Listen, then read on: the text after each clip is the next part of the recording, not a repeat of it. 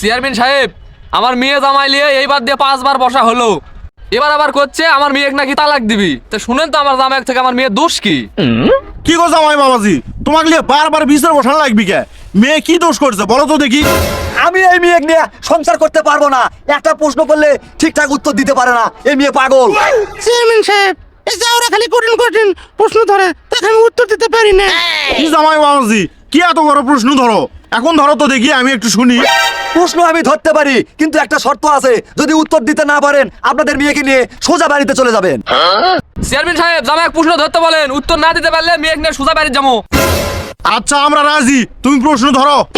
আচ্ছা 1 মিনিট। लेकिन एक सेकंड